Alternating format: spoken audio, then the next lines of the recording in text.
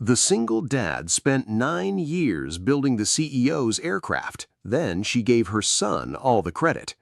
For 9 years, Caleb Hayes lived among blueprints, pre-dawn test flights, and the quiet hum of a hangar that never truly slept. He led the engineering team that turned a mocked, impossible idea into an aircraft capable of saving Hawthorne Aeronautics from collapse. But at the unveiling, Vivian Hawthorne stood on a lit stage and called her own son the genius who built the future of flight.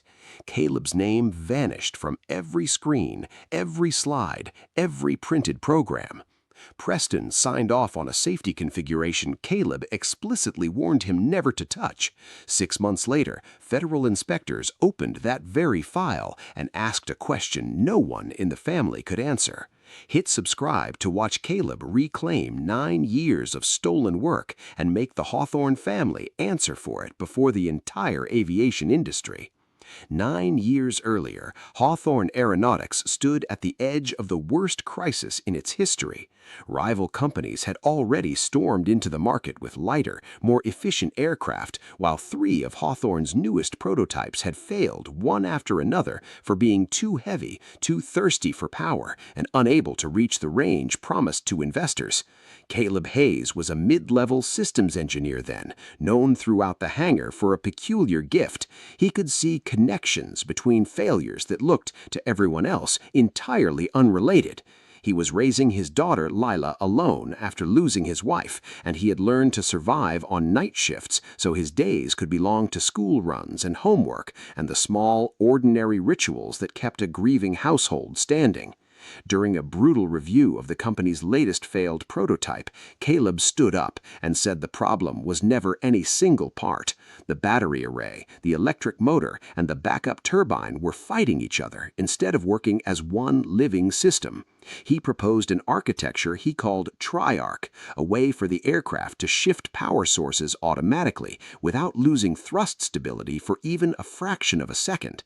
The senior engineers in the room called it reckless and unfundable, the kind of idea that sounds elegant on a whiteboard and dies the moment it meets certification standards. Vivian Hawthorne happened to be listening from the back of the room that afternoon, arms crossed, saying nothing until everyone else had finished dismissing him.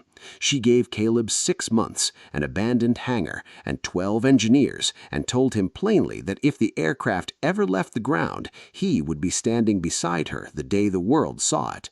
Her handshake firm and unhesitating, the kind of gesture that felt, at the time, like the beginning of something rare and lasting between 2 people who simply wanted the same impossible thing to exist. He believed her completely because at that point in his life, no one had ever offered him a reason not to. The hangar she gave him smelled of cold concrete and machine oil, its ceiling so high that voices echoed strangely whenever the crew called out measurements across the floor. Caleb papered one entire wall with diagrams drawn by hand before anyone trusted him with proper design software, and at night, after Lila had fallen asleep on a cot in his cramped office, he would stand alone in front of that wall and trace the lines with his finger as though memorizing a face. Some evenings, a supplier's delivery truck would arrive late, headlights cutting through the dark bay doors, and Caleb would help unload crates himself rather than wait for morning, because every day lost felt like a day stolen from his daughter's future. Vivian rarely spoke of numbers or deadlines during those early visits. Instead, she asked him questions about the aircraft's soul, as she liked to call it, and seemed genuinely hungry for his answers, nodding along as he described a machine that could sense its own failing heartbeat and correct itself before anyone on the ground even noticed. It was easy in those quiet hours to mistake her attention for partnership. 6 months became 2 years, then 5, and finally 9, each one folding into the next until the calendar itself seemed to lose meaning inside that windowless hangar. Caleb guided the development of what would become the Aurelia X-1 from a crude, half-functioning test frame into a regional passenger aircraft capable of running on a hybrid electric propulsion system nobody else in the industry had managed to certify. He never claimed to have built every part himself, and he made a point of crediting the structural team, the electronics group, the aerodynamics specialists, and the flight test crew in every internal memo he wrote. But every critical system still had to pass across his desk because only he seemed to hold the aircraft in his head as a single breathing whole rather than a collection of separate machines bolted together. It was Caleb who designed Cross Shield, a fail-safe that could isolate a failing power line in an instant without stealing thrust from the engine still working, the system that gave Aurelia its real chance at safety certification. Along the way, he missed birthdays and school recitals, slept more nights than he could count in a cot behind his office, and once quietly used his own savings to help a young engineer on his team stay afloat after the project's budget was slashed without warning. Vivian appeared at the hangar during the most critical overnight tests, always at the right moment, always calling Caleb the only person alive who could save Hawthorne Aeronautics from itself. She promised him the title of Chief Design Engineer, a real ownership stake in the project, and eventually his own research division once Aurelia was finished. And she had a way of making even her harshest demands sound like the deepest kind of trust. Caleb believed her because for 9 years she had never once given him a reason to think otherwise, until the night the Aurelia X-1 finally completed its first successful test flight, and the entire ground crew erupted in a kind of exhausted, disbelieving joy. Caleb stood on the tarmac, surrounded by the team that had lived this project with him, while Vivian watched from the glass observation deck above, smiling in a way he would later understand had nothing to do with him at all. The very next morning, she gathered the senior staff and announced that her son was returning to lead what she called the final phase of the program. That first test flight had lasted only 11 minutes, yet Caleb remembered every second of it the way other people remembered weddings or the births of their children. He remembered the particular shudder of the landing gear retracting, the way Audrey's voice had cracked with relief over the radio, and the strange, disorienting silence that settled over the hangar the instant the engines finally cut.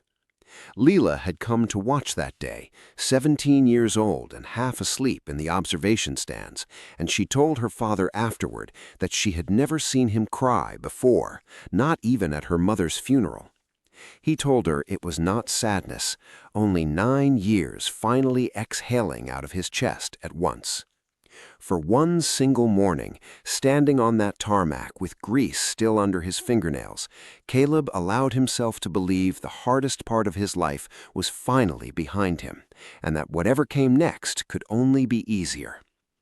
Preston Hawthorne arrived with the title of Vice President of Innovation, despite never setting foot in the hangar during the 8 hardest years of the project's life.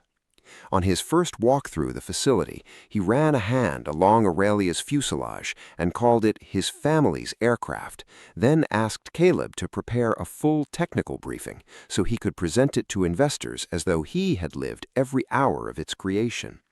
Caleb agreed without much protest, assuming Preston's role would stay confined to finance and public messaging, a reasonable place for a man with no engineering background and an expensive business degree. Instead, Preston began inserting himself into technical review meetings within days, renamed the Triarch propulsion architecture to Hawthorne Adaptive Propulsion, and insisted the family crest appear on every simulation slide shown to the board. He pushed to strip weight from the aircraft ahead of the launch event by removing a redundant protective layer inside Cross Shield, very safeguard designed to keep one electrical fault from cascading into a second.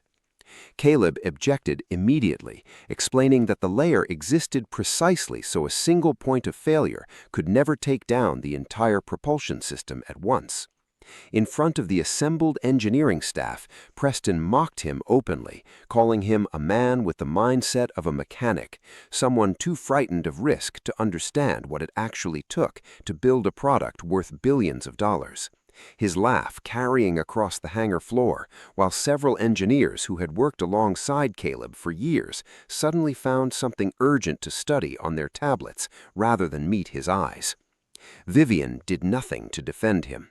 Instead, she told Caleb almost gently that he needed to show more respect toward the future leader of the company.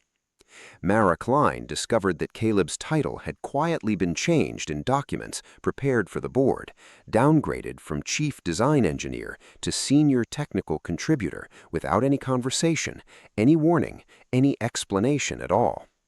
Archival footage of Caleb inside the hangar began disappearing from the promotional videos being cut for the launch, replaced by newly filmed shots of Preston standing beside the aircraft in a pressed blazer. When Caleb finally confronted Vivian directly, she told him investors needed a face that was young, magnetic, and carried the Hawthorne name, and promised that once the funding round closed, he would receive full and proper recognition in every official record. It was Mara who eventually placed a new patent filing in front of him, one listing Preston Hawthorne as the primary inventor of the Tri-Arc propulsion system Caleb had designed 9 years earlier, before Preston had ever heard the words hybrid electric propulsion spoken aloud. Mara handed him the filing in the hallway outside a records office, glancing over her shoulder before she did it, as though the paper itself might get her fired for simply existing in his hands.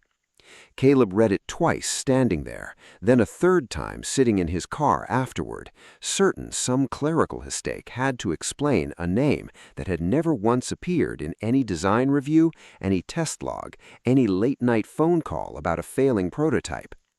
He thought of the whiteboard sketches from 9 years earlier, the ones Vivian herself had photographed on her phone the very first week, and wondered whether those images even still existed anywhere outside of his own memory. For the first time since the project began, Caleb found himself questioning not the aircraft, which he trusted completely, but the woman who had built her promises around it. Caleb carried the patent filing straight up to the executive floor, not asking to own the aircraft, only asking that the historical record reflect who actually built it. Vivian reminded him in the calm and practiced tone of someone reciting a memorized argument that Hawthorne Aeronautics had paid his salary, supplied every material, and carried every ounce of financial risk across 9 long years. In her view, that arrangement meant that Caleb had already been compensated in full for whatever he believed he contributed. Caleb answered that ownership of a company did not grant anyone the right to falsify who actually invented something. She slid a new contract across the desk toward him, offering a substantial bonus, a limited equity stake, and the title of Deputy Chief Technical Officer, on the condition that he sign a statement confirming Preston had shaped the aircraft's core architecture from the very beginning. She also wanted him to formally transfer technical responsibility to Preston before the upcoming certification review with federal regulators. Caleb understood immediately that his signature would not simply flatter a lie, it would turn that lie into an official, legally binding record. He refused. Vivian's tone shifted instantly and called him a man blinded by wounded pride, reminding him that no one outside Hawthorne would ever have the money to finish translating his sketches into a working aircraft. "You built the parts," she told him coldly. "My family built the future." Preston revoked Caleb's access to several technical directories that same afternoon and declared that every remaining decision on the program would now route through his office first. He did it over email, a short message with no greeting and no signature, sent at 9 in the evening as though timing alone could soften the blow of reading it. Caleb stared at his darkened monitor for a long moment afterward, the login screen refusing to accept credentials he had used every single day for 9 years, and felt something close his chest that had nothing to do with anger and everything to do with disbelief. Mara warned Caleb quietly that older test logs were being edited to make it appear Preston had been present, contributing meaningfully years before he had ever joined the company.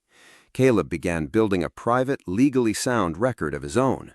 Personal notebooks, saved emails, meeting minutes, supplier invoices, and every report that had already carried his signature long before the dispute began. Not long after, Vivian informed him that he would not be permitted to stand on stage at the launch of the aircraft he had spent 9 years of his life building. That night, Caleb sat at his kitchen table long after Layla had gone to bed, spreading 9 years of paper across the surface until it covered every inch of wood. He found himself laughing quietly at certain entries, a supplier invoice for a single faulty sensor that had cost him 3 sleepless weeks to diagnose, a handwritten note from Mara congratulating him on solving a thermal problem that had stumped the entire team for months. None of it looked impressive on its own, just ordinary proof of ordinary labor, the kind no company ever bothered to frame or photograph. But laid out together, the papers told a story no press release could rewrite, and Caleb understood, staring at that table, that this quiet, unglamorous evidence might someday matter more than anything said on any stage. The unveiling of Aurelia X1 was staged inside a cavernous hangar filled with investors, journalists, and representatives from across the aviation industry. Caleb was told to remain behind the technical staging area, ready in case something needed troubleshooting, and some quiet part of him still believed Vivian would honor at least a fragment of what she had promised 9 years before. The opening video told the story of 9 years spent chasing what it called Preston Hawthorne's vision, cut and edited so carefully that Caleb and the entire founding engineering team had been erased from every frame. Vivian walked onto the stage and called her son the child who turned the Hawthorne legacy into the future of flight, her voice carrying easily through the enormous room. Preston presented the Triarch system as though it had sprung entirely from his own mind, repeating almost word for word the very sentences Caleb had spoken in that first dismissive review meeting 9 years earlier. Painted along Aurelia's fuselage in letters large enough to photograph from across the hangar was a single line designed under the vision of Preston Hawthorne. Caleb's name did not appear anywhere in the building that night, not on a slide, not on a placard, not in a single spoken sentence. When a journalist asked Preston to explain how Cross Shield actually functioned, he answered vaguely, calling it a software optimization layer, and Caleb realized in that instant that Preston did not even understand it was a combined hardware and software failsafe at all. After the ceremony ended, Vivian handed Caleb a non-disclosure agreement and asked him to sign off on the final certification paperwork being submitted to federal regulators. Caleb refused to approve a configuration Preston had already quietly altered, warning again that removing the second isolation layer could let a fault in one power line spread uncontrolled into the other. Vivian accused him in front of the senior staff of trying to sabotage the most important night of the company's history out of simple jealousy toward her son. A great engineer, she told him coldly, is not the same thing as a man worth remembering. Caleb removed his employee badge, set it on the table between them, and resigned on the spot.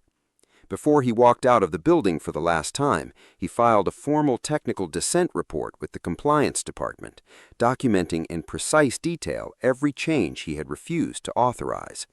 The next morning, Vivian released a statement declaring that Caleb had left the company because he could not adapt to new leadership. Caleb drove home that night with the hangar lights still visible in his rearview mirror, growing smaller until they disappeared behind a stand of pine trees along the highway. He did not turn on the radio. He simply drove replaying 9 years in fragmented pieces. The smell of solder smoke, the particular hum Cross Shield made the very first time it isolated a fault correctly, the sound of Layla's voice on the phone the day he told her the aircraft had finally flown. When he reached his driveway, he sat in the car for a long while before going inside, unwilling to let his daughter see his face until he had rearranged it into something steadier. Layla was waiting up anyway, a habit she had never quite outgrown, and she did not ask him what happened. She simply made 2 cups of tea and sat with him at the table in silence, the same table still covered with 9 years of paper. Vivian moved quickly to control the story that followed. She described Caleb publicly as a disgruntled engineer who had exaggerated his role and tried to claim ownership over property that had never belonged to him. Several aviation outlets quietly canceled scheduled interviews with him rather than risk a public conflict with the Hawthorne family name. Preston took full control of the engineering team and pushed to accelerate the program so Aurelia could complete a demonstration flight before the next major funding round. Mara and Audrey Bell repeatedly objected to removing the second layer of Cross Shield's protection, and Preston accused them of clinging to loyalty toward a man who no longer worked there, threatening more than once to replace them both. 6 months after the launch, the Federal Aviation Administration opened a routine compliance review of the aircraft's design records. And Inspector Reed Dalton quickly noticed the documentation did not add up. Some files still listed Caleb as the engineer of record, while newer versions had quietly replaced his name with Preston's, including changes made well after Caleb had already left the company, but built entirely on his original technical reasoning. Reed asked Preston to explain in plain terms how Crosswing handled a scenario where two power lines needed to be isolated simultaneously. Preston could not answer, and when he tried to redirect the question to Audrey, he grew visibly angry when she admitted the original documentation had been altered after the fact. The agency suspended approval for any further demonstration flights until Hawthorne could prove the design records were fully traceable and accurate.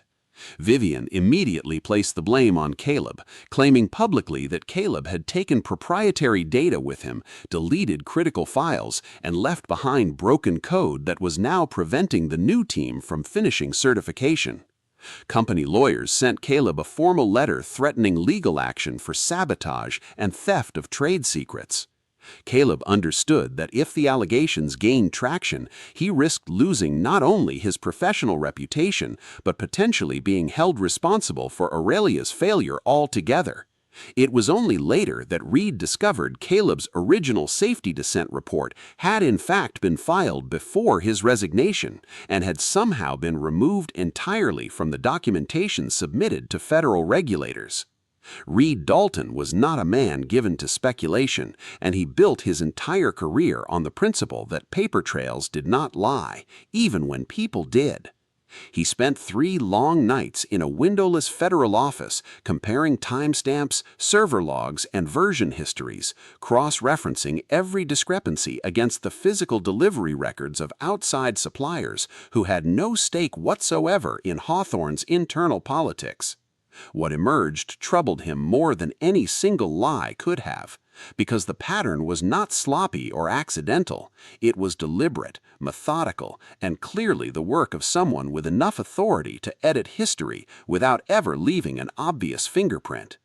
Reed did not yet know exactly who had erased Caleb's descent report from the federal filing, but he understood with the quiet certainty of a man who had seen corporate cover-ups before, that whoever had done it believed themselves untouchable, and untouchable people in his long experience were almost always the ones who left the clearest trail behind them. Even without full federal approval, Preston pushed for a high-powered ground demonstration to reassure nervous investors before the next round of funding closed. He instructed the engineering team to temporarily disable one of CrossShield's pre-protect warnings, insisting it was oversensitive and made Aurelia look unstable in front of an audience that needed confidence, not caution. Audrey refused outright to bring the aircraft anywhere near flight status while an unresolved warning remained active, and Preston humiliated her in front of the entire team, accusing her of protecting Caleb's legacy instead of the company's future. During the ground test, a power converter began showing thermal fluctuation, and CrossShield triggered exactly as it had been designed to, isolating the affected power line and shutting the system down before the fault could spread further. The aircraft performed flawlessly. No one was injured and nothing was damaged, but the demonstration collapsed in front of federal inspectors and investors alike. The cabin lights flickering once before the entire aircraft powered down in a silence that felt far louder than any alarm could have been. Investors who moments earlier had been leaning forward in their seats now exchanged uneasy glances, phones already halfway out of pockets, while Preston stood frozen at the podium, searching for a version of events that might still save the room. Preston immediately claimed Caleb had built some kind of hidden lockout, a secret dependency that made the aircraft fail without him physically present in the room. Reed ordered a full review of the source code and its revision history, and the data showed clearly that the system had performed precisely as it was originally engineered to. It was Preston's own decision to lower the safety threshold that had triggered the entire cascade of warnings in the first place. More damning still, the metadata proved the core of CrossShield had been written and tested by Caleb 7 years earlier, long before Preston had ever set foot inside the company. Reed summoned Caleb as a technical witness, and Caleb agreed to cooperate but refused to bring any proprietary material that no longer belonged to him. He arrived carrying only his personal notebooks, saved correspondence, supplier records, and the reports that had already been filed through proper compliance channels years earlier. In front of the assembled panel, Caleb explained precisely why the aircraft had shut itself down, demonstrating that the event was never sabotage, but the exact safeguard that had stopped a far larger failure from occurring. Reed turned to Preston and asked a single quiet question. If you designed CrossShield, why didn't you understand it had just saved your own aircraft? Preston had no answer to give. The silence that followed stretched long enough that even the court reporter seemed to hesitate before typing it into the record. Audrey watched from the gallery, arms crossed, feeling something close to vindication mixed uncomfortably with pity, because whatever Preston had done, he was still a young man discovering in public exactly how far his mother had let him fall. Caleb felt no satisfaction either, only a tired, hollow kind of relief, the sensation of finally setting down a weight he had carried without realizing how heavy it had become. Mara caught his eye across the room and gave him the smallest nod, the kind two people exchange when they have survived something together and no words are necessary to say so. Outside the hearing room, reporters had already begun gathering, sensing that whatever story Hawthorne Aeronautics had spent months constructing was about to collapse in full public view. Vivian requested a private meeting with Caleb before the Federal Aviation Administration opened a formal investigation into the program. She chose a hotel conference room far from company offices and any recording system, and she offered him a substantial payment, a real equity stake, and the title of Chief Technology Officer, provided he publicly declared the entire dispute a simple misunderstanding about credit. In exchange, he would need to confirm that Preston had held a genuine creative role from the very beginning and formally withdraw his original safety descent report. Caleb refused.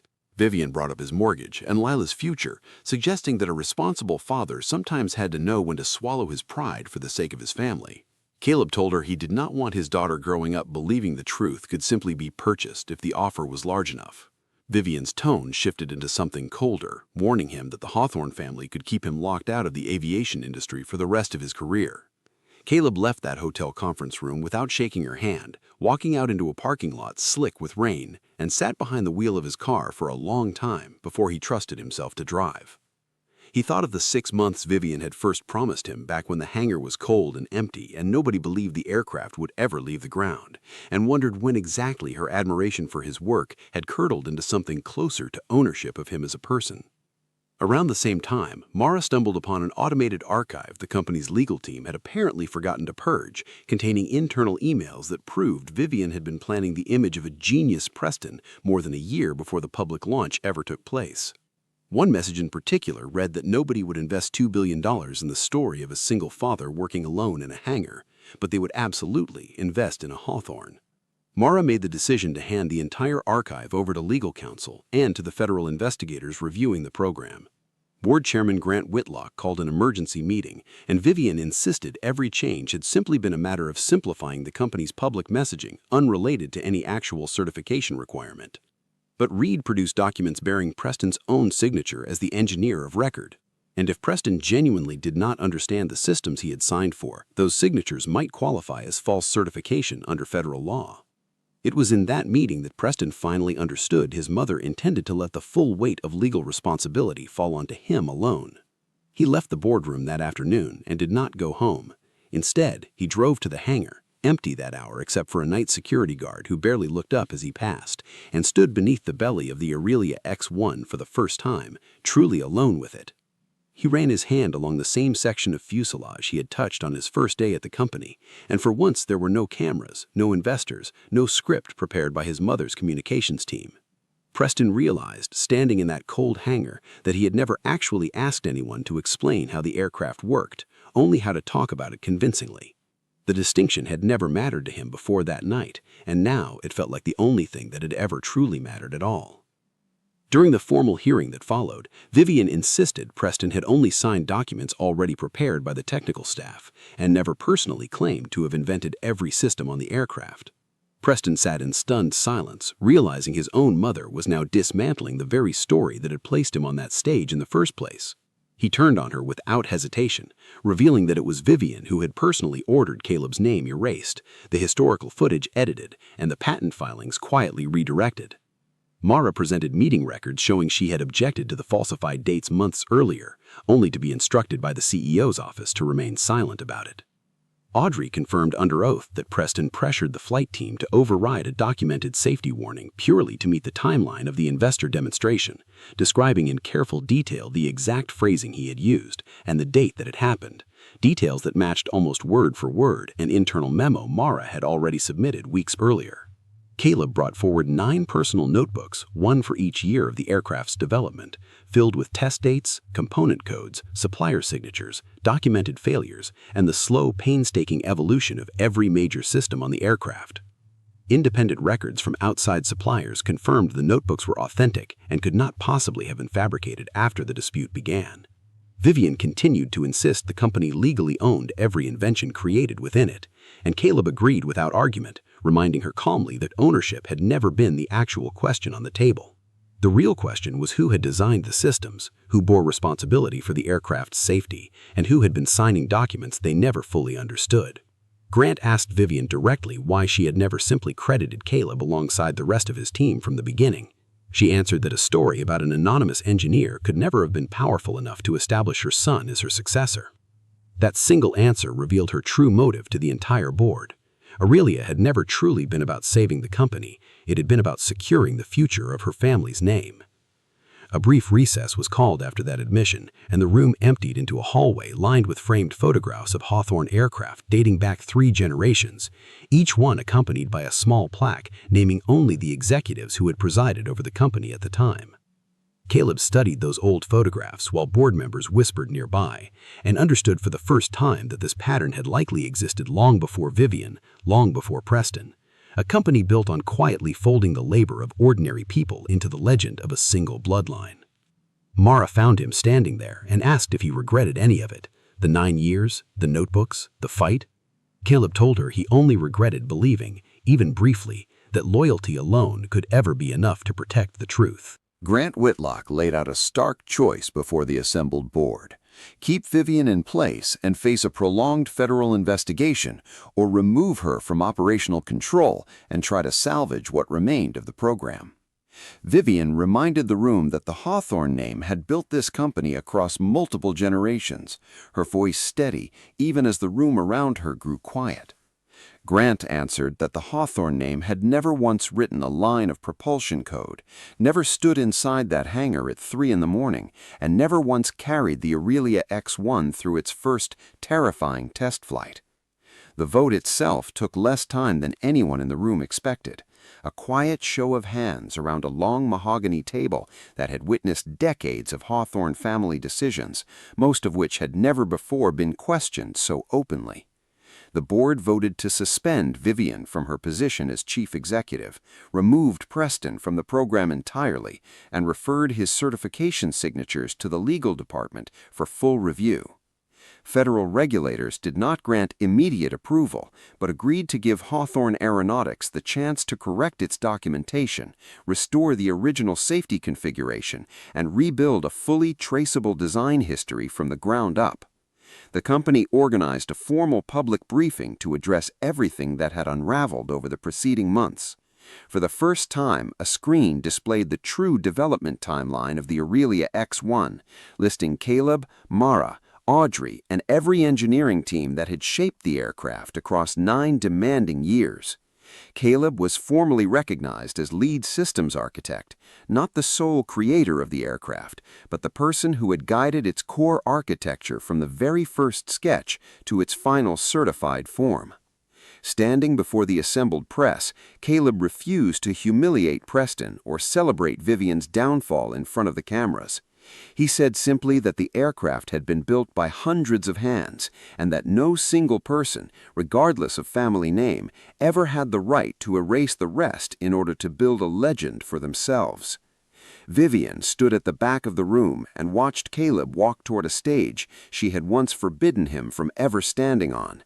Mara stood near the front row that afternoon, watching Caleb answer questions from reporters with the same measured patience he had once used to walk junior engineers through a failing test result, never raising his voice, never reaching for a cheap line designed to make headlines. Audrey watched from beside her, arms crossed, thinking about the morning she had refused to fly a compromised aircraft and how close that decision had come to costing her a career she loved. Several younger engineers on the team, people who had joined only in the final 2 years of the program, found themselves seeing Caleb clearly for the first time, understanding at last why the veterans on the floor had always deferred to him so quietly. Somewhere near the back of the hangar, a photographer captured an image that would later run in half a dozen industry publications, not of the aircraft itself, but of Caleb standing beneath its wing with his hand resting flat against the fuselage, the way a man might rest his hand on the shoulder of someone he had carried through a very long illness. Caleb did not accept the board's offer to become chief engineer of the entire company right away. He laid out a short list of conditions before he would even consider it. Full and permanent credit had to be restored for every member of the original engineering team. An independent safety division needed to be established, one answering to no single executive and free from interference by the CEO's office. No leader within the company would ever again be permitted to override a documented technical warning simply to protect a public launch date. And anyone signing a certification document would be required to genuinely understand the responsibility their signature represented. The board accepted every objection without objection. Caleb returned to the hangar not to restore the Hawthorne family's reputation, but to finish what an entire team had given nearly a decade of their lives to build. Cross Shield was restored to its original configuration, and the Aurelia X-1 passed the remaining certification tests, finally clearing the way to resume its flight program in full. During the aircraft's first public flight after the crisis, Layla stood quietly beside the ground crew along the runway, her presence brief and unremarkable, never once pulling focus from the moment itself. Inside the aircraft's technical bay hung a small plaque engraved with the names of every team that had contributed to the program, and Caleb's name appeared no larger than any other name listed beside it. Layla asked her father why he had not placed his own name first on that plaque, above everyone else who had worked on the aircraft, tilting her head the way she had as a small girl whenever a grown-up explanation failed to satisfy her. Caleb told her that Vivian's mistake had been trying to turn the work of hundreds of people into the story of one, and he was not going to correct that lie by telling a smaller version of the same one. Layla considered that answer for a moment, then smiled in a way that reminded him powerfully of her mother, and said that maybe that's the whole difference between the two of them and the family that once tried to erase him. The Aurelia X-1 lifted off into a clear morning sky, engines humming steady and sure above the runway. 9 years had once been taken from Caleb on a lit stage in front of strangers who never knew his name, but as the aircraft climbed higher into the light, the truth finally rose with it, carried inside the very machine it had built. Vivian Hawthorne did not attend that flight, though she watched the news coverage later that evening from a house that suddenly felt far too large and far too quiet. She would spend the coming months answering to regulators, to shareholders, and eventually to a board she no longer controlled, learning slowly and painfully that a family name could open doors it could never, on its own, fly a single aircraft through.